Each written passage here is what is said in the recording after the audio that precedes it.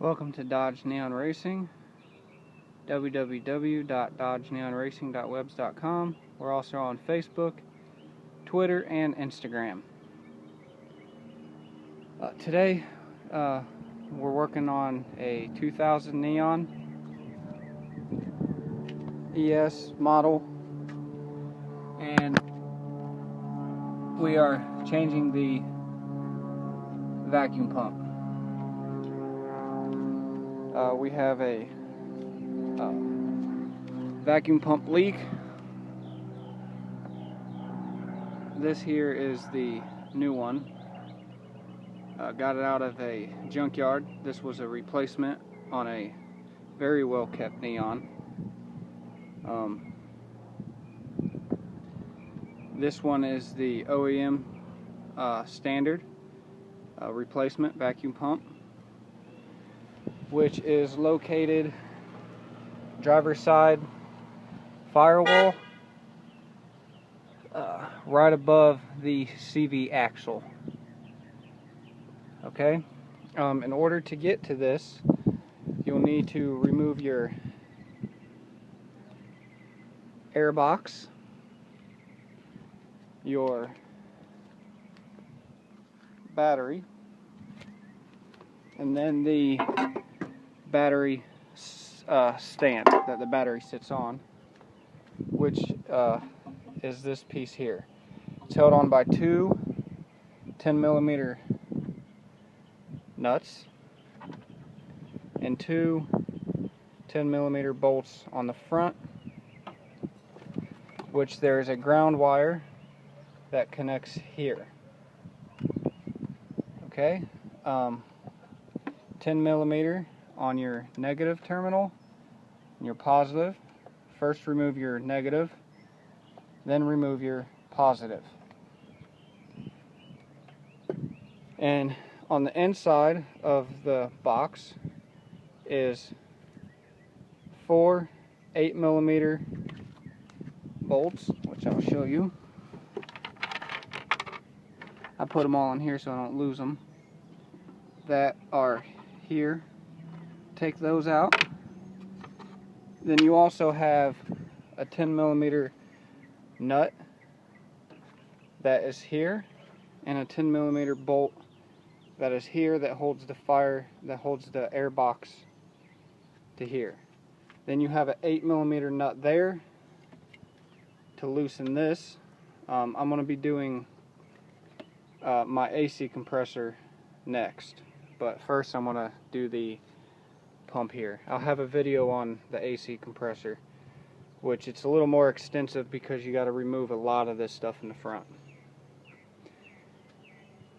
Okay, now this is held on by a clip here and a plug here. Then you have two plastic hoses that run into here, that run up through here. Since I'm using one-handed, I can't really take this out via one-handed. It'd be a little difficult because it was very difficult getting it out of the junkyard with two hands.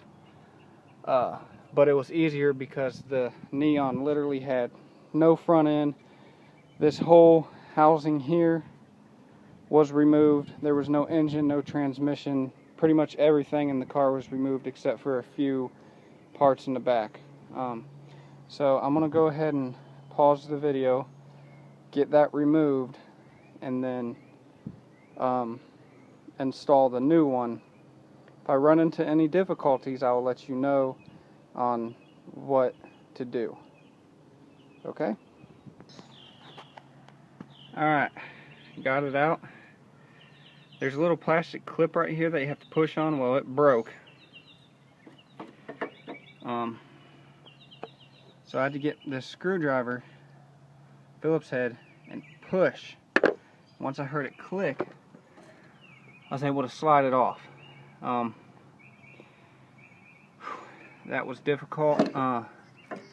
This plug was also difficult to unpop, so I had to get my little mini screwdriver and pop it out, but I had to clean it a little bit with some brake fluid. As you can see, it's pretty nasty. So I got that. That's now done. Okay, now I got to get the wire, the hoses that run this. I have to unloop them through because I have the hoses on here, and get them hooked up.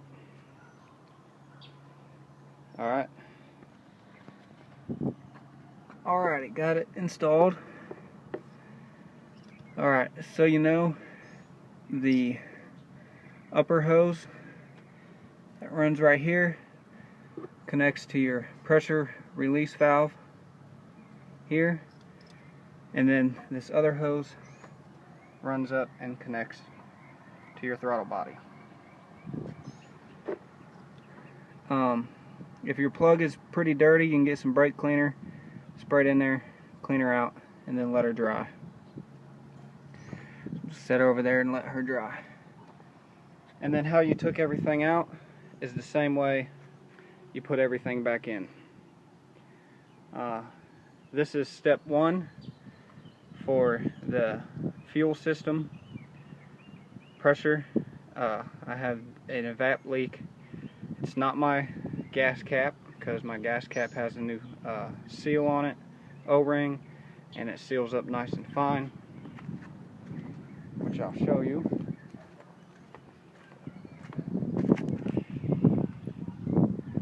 Took this off a 05. See, what model was that? SRT4. And as you can see, the gasket's in great condition, and there's in good condition, so it wasn't that.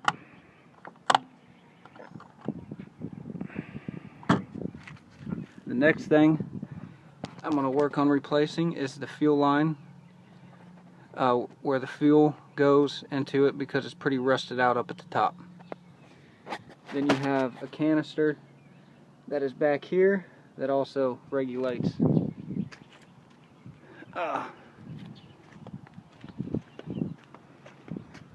for any air leaks or anything like that.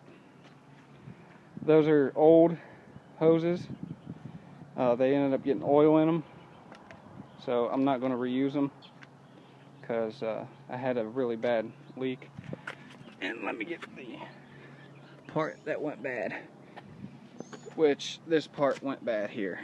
It got too spongy, because this car used to have a real bad rear leak, and the oil saturated this rubber part and made it pretty spongy. So that's how you do your vacuum pump. I did run into an issue, as I said before. This clip here broke, which kept it from actually coming off. Now, I realized I broke this one when I took it out of the junkyard, so I'm gonna have to get some zip ties and zip tie this bad boy on, till I can actually go get me an actual brand new vacuum pump. But in the meantime, this will do, because this one wasn't covered in oil and was in pretty good shape. This vacuum pump is really, really heavy. That one isn't heavy at all. So I know this one is probably saturated with dirt. As you can, I don't know if you can see, but inside that plug there's plenty of old oil. So it was time to replace this thing. So hopefully that does the job, and that was my actual issue and not anything else, because it can get quite costly changing this stuff. But that's how you change your vacuum pump. Like, share, subscribe, comment below. Any questions, I will get back with you. I'm pretty good on responding, helping you out if any way. You can get a hold of me on Dodge Neon Racing through Facebook, or through Tennessee Neons. It's another page, or Dodge Neon Racing Group on Facebook.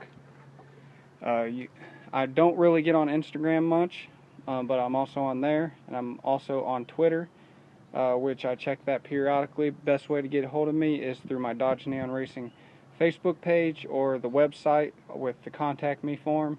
I'll get that via email. But again, the website is www.dodgeneonracing.com. Thank you for watching.